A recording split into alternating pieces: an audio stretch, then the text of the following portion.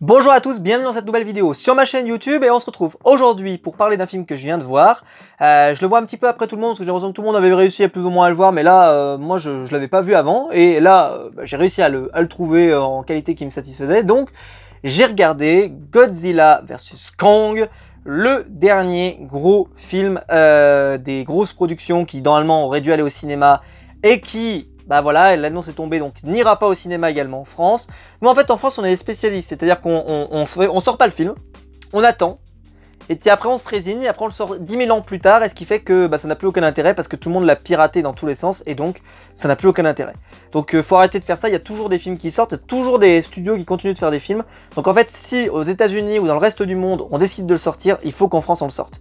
Comme Justice League, comme la Snyder Cut, il faut le sortir. Il faut arrêter de faire ça parce que c'est en train de desservir les films qui après, quand ils sortent en français, bah, dans la sortie française, bah, n'ont plus aucun intérêt parce qu'ils ont déjà été vus par beaucoup de gens.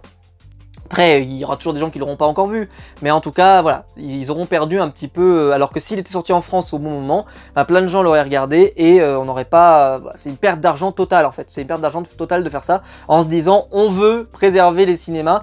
Il y aura des choses au cinéma à la rentrée, vous inquiétez pas, il y en aura toujours, parce qu'il y a plein de films en production en ce moment, donc il n'y a pas de raison que ça... Parce que si les productions s'étaient arrêtées, je comprends, mais là les productions continuent. Bref, on n'est pas là pour en parler, mais parler de ça en tout cas, c'est pas le sujet de cette vidéo. Alors, le film, bah voilà, hein, c'est Godzilla vs Kong, donc j'ai envie de dire, la promesse, c'est que Godzilla et Kong, ils vont se tabasser. Le principe de départ qui est un peu, voilà, c'est que Kong, c'est le représentant, le monstre de la Terre. Godzilla, bah, c'est un autre grand monstre de la Terre, il a été un peu reconnu comme le roi des monstres, c'est l'entité supérieure. Et bah, il y a un deuxième roi, c'est Kong, donc King Kong, hein, c'est un deuxième roi, et il ne peut y en avoir qu'un. Donc ils vont devoir se fracasser, on ne sait pas quand, mais quand ça va arriver, ça va être violent. En gros, Kong, lui, il est maintenu sur son île par l'organisation Monarch, il est maintenu là-bas, et on essaye de faire en sorte qu'il ne sorte pas, et qu'il reste là-bas, parce qu'on n'a pas envie d'avoir cet affrontement, parce qu'on pense que ça créera des dégâts terribles. Sauf qu'il y a un retournement de situation, c'est que Godzilla, qui était un peu le héros du monde après la fin de Godzilla 2, se retourne contre l'humanité. En tout cas, c'est le sentiment qui ressort de tout ça, c'est qu'il se retourne contre l'humanité en attaquant une ville. Et donc, la question c'est est-ce qu'il ne faut pas donc sortir Kong, pardon, pour aller défier Godzilla. Et sauf que ils sont convaincus que Kong tout seul ne peut pas battre Godzilla, parce que Godzilla, bah, avec la fin de l'épisode 2, est aujourd'hui désormais chargé à bloc, on pourrait dire, hein, il est dopé, et donc il faudrait également doper Kong.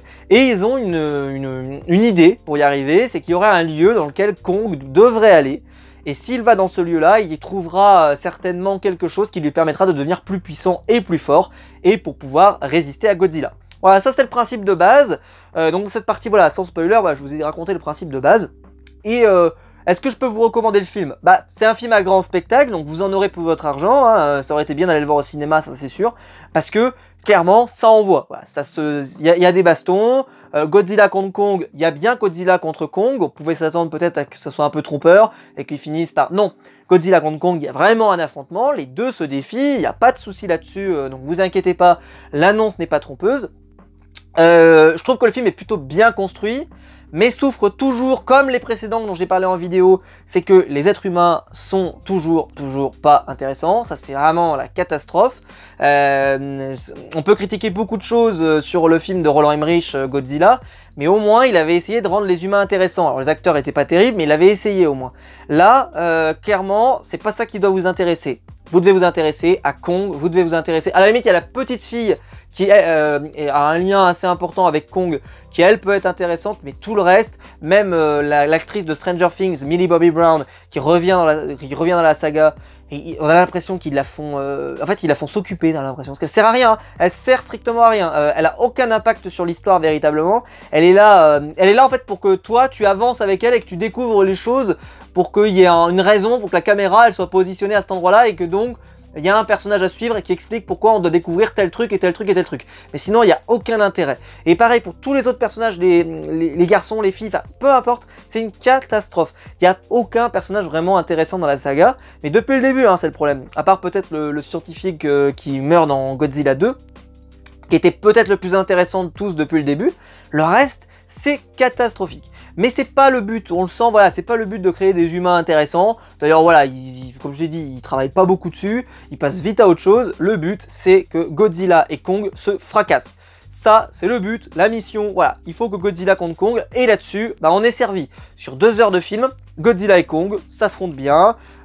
J'ai bien aimé le fait qu'il voilà, y ait une première partie, ensuite qu'il y ait une deuxième partie, pour ceux qui ont vu le film, voilà, sans spoiler, mais voilà, il y a une première partie où Godzilla, bah, on essaie de se comprendre un peu ce qui se passe, on découvre un peu ce que est devenu Kong. Voilà, j'ai bien aimé cette première partie qui remet bien en contexte. Ensuite, la deuxième partie, bah voilà, hein, ça se castagne. Troisième partie qui est un petit peu on voit les conséquences de la castagne, et après encore recastagne, etc. Voilà. J'ai trouvé que c'était plutôt bien construit, plutôt bien amené. C'était intéressant. Après, voilà, c'est un film de bourrin, c'est un film de monstre. Vous attendez absolument à que ça raconte que dalle, parce que ça ne raconte strictement que dalle. Je préfère vous prévenir immédiatement. Et donc après, bah, c'est voilà, du bon spectacle. Godzilla, ça fracasse. Kong, ça fracasse. Tout le monde se frappe tout le monde. Voilà, ça va bien. Mais malheureusement, c'est pas peut-être un film extrêmement malin, intelligent, intéressant, comme vous pourriez peut-être l'espérer. Si c'est le cas, j'ai peur que vous soyez déçus. Mais je trouve que la bande-annonce vous promet pas ça. C'est-à-dire, vous pouvez pas dire il y a une publicité mensongère quand vous allez voir Godzilla versus Kong. Non, non, la publicité elle est pas mensongère. Voilà, vous avez Godzilla versus Kong. C'est ça que vous voulez? C'est pour ça que vous avez payé? Eh bah, c'est ça que vous avez. Voilà. Donc c'est pour ça que j'ai pas été déçu en sortant de ce film. Je l'ai trouvé sympathique, mais je l'oublierai très certainement. C'est-à-dire qu'il y a rien qui va vraiment me rester en tête. C'était sympa, mais sans plus. J'ai pas, voilà, c'est pas le film le plus fou que j'ai vu. Surtout dans les films un peu catastrophes comme ça. Voilà, j'ai vu mieux. Maintenant, dans les films de monstres, ça n'a jamais été trop monstrueux. Que bah honnêtement, il est honnête. Il est honnête. C'est pas le film de l'année. C'est pas le film qui va gagner des Oscars. C'est pas le film qui va te raconter quelque chose d'intéressant.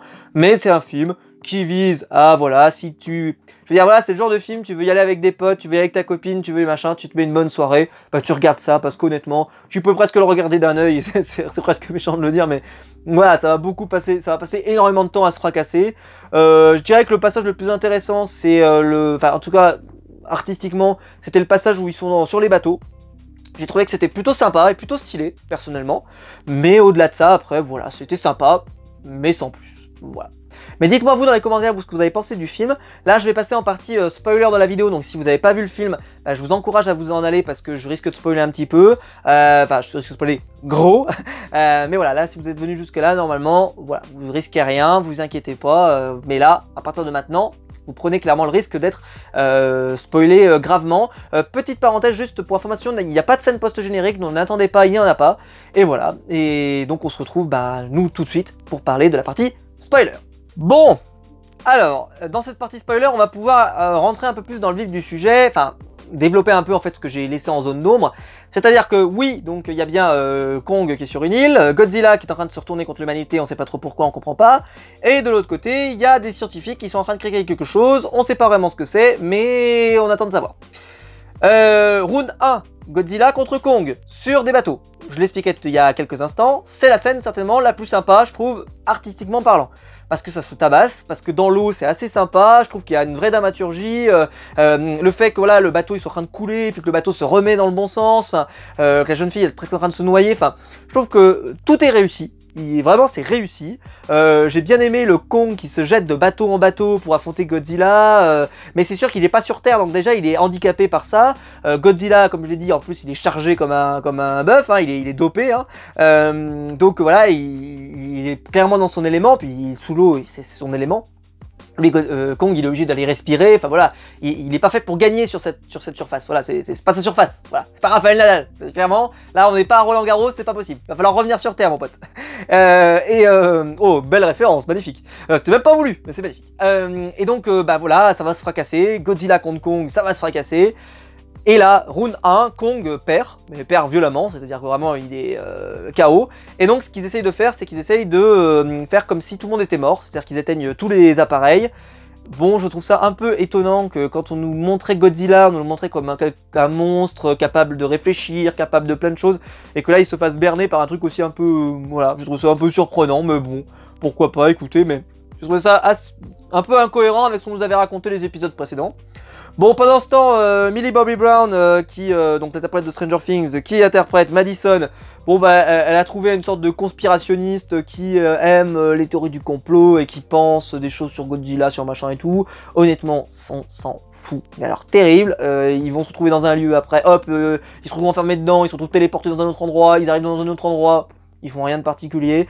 Ouais, honnêtement, c'était pas intéressant. Et après, ils arrivent dans le lieu, ils font... et t'as Madison qui dit, oui, il m'a sauvé la vie, et machin et tout. Oui, oui, bon, je veux bien, mais c'était pas très intéressant, malheureusement. Enfin, j'ai pas trouvé, en tout cas, que ça rajoutait beaucoup de choses à l'intrigue. Donc, ce qu'ils décident de faire, c'est de continuer la mission, de rendre Kong plus puissant, de l'amener dans la zone dans laquelle il y aurait quelque chose d'intéressant à aller trouver. Kong se trouve une arme, on l'a vu dans la bande-annonce, la fameuse hache. Et il va remonter à la surface pour aller défier une nouvelle fois Godzilla. Et là, cette fois-ci, c'est Kong qui fracasse Godzilla et qui gagne. Donc là, round 2, vaincu Godzilla. Kong gagne, voilà, il est sur Terre, ça y est, hein, voilà, il est à Roland-Garros, donc il gagne. Et arrive, comme dans un bon film de comics, hein, c'est-à-dire que d'abord on se fracasse et ensuite il y a un troisième ennemi et on va s'allier pour le battre. Et c'est exactement ce qui se passe. Il y a le Mecha Godzilla, qui est une création créée par les restes des anciennes créatures qui ont été vaincues et qui permet, donc Shidera et tout ce qu'on avait vu là, ça permet donc de lancer une sorte d'immense créature, sauf qu'ils en perdent le contrôle, tellement. Et donc, c'est à Godzilla et Kong de s'allier pour détruire cette créature. Et ils vont ensemble, dans un combat titanesque, détruire le Mecha Godzilla. Et à la fin, Kong va, un peu en scénographie, poser sa hache. Comme, voilà, j'enterre la hache de guerre. Godzilla le regarde, Kong le regarde, il se regarde. Et Godzilla décide de se barrer. Et voilà, ça se termine un peu comme ça. Voilà. C'est pour ça que je vous dis que c'est pas un film incroyable, c'est pas un film extraordinaire, c'est pas un film où il se passe beaucoup de choses, c'est pas un film fou, c'est un film sympa, il y a du bon spectacle. Si vous voulez voir de la destruction, il y a de la destruction, hein. Godzilla il a un rayon laser là, boum, qui peut tout détruire, enfin un rayon nucléaire qui peut tout détruire, Kong il fracasse, enfin voilà, vous inquiétez pas, vous en aurez pour votre argent. Maintenant, c'est vrai que question histoire, ça raconte pas grand chose. Je trouve ce film, et puis au final la fin du film, ce qui est très bizarre, c'est qu'elle reste sur un statu quo. C'est ça qui m'a posé problème, parce que tout le film nous dit un peu que on peut pas avoir deux rois sur notre terre. Il en faut qu'un seul, hein, comme dirait le roi lion. Voilà, il peut y avoir que Mufasa, il peut pas y avoir Scar. Voilà, il y en a qu'un des deux qui peut devenir roi, l'autre il est censé rester dans l'ombre. Et là, t'as un peu l'impression que la fin te laisse présager que si on peut avoir deux rois, c'est pas grave. Y a pas la recomposition du monde, t'as pas l'impression qu'elle ait changé drastiquement, mais que ça va mieux. Donc j'ai trouvé ça un peu surprenant, voilà, qu'il n'y a pas vraiment, en fait il n'y a pas une justification de dire voilà c'est bon, les deux ils s'entendent, maintenant ils sont potes, et allez, bon, c'est comme ça, ils sont potes, et c'est bon. Voilà, je trouve ça un peu surprenant, parce que je m'attendais en fait à que ça recastagne derrière, c'est-à-dire que quand les deux ils se croisent là, je me suis dit ça se trouve, allez, on va peut-être avoir le combat final, et pas, non.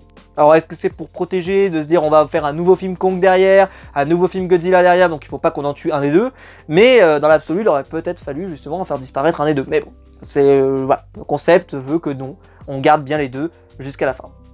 Voilà, écoutez, j'espère que la vidéo vous aura plu. Dites-moi vous dans les commentaires si vous avez aimé, si vous avez kiffé. J'ai pas parlé de la bande son, mais la bande son je l'ai trouvée très oubliable, très honnêtement rien. Tu sais, de voir la bande son, elle peut sublimer ce genre de scène. Là, rien du tout. Je l'ai pas du tout retenu, c'est vraiment dommage. Et voilà, j'ai pas d'autre chose à vous dire malheureusement parce que il s'est pas passé des trucs de fou furieux quoi. Voilà, mais dites-moi vous dans les commentaires si ça vous a plu, si vous avez trouvé ça excellent. Dites-moi ça dans les commentaires. N'hésitez pas à liker, à vous abonner, à la partager. N'hésitez pas à appuyer sur le bouton rejoindre pour devenir membre soutien si le film vous a intéressé, si cette vidéo vous a plu et que vous avez envie de soutenir la chaîne. Et quant à nous, on se retrouve très vite pour une nouvelle vidéo. Ciao!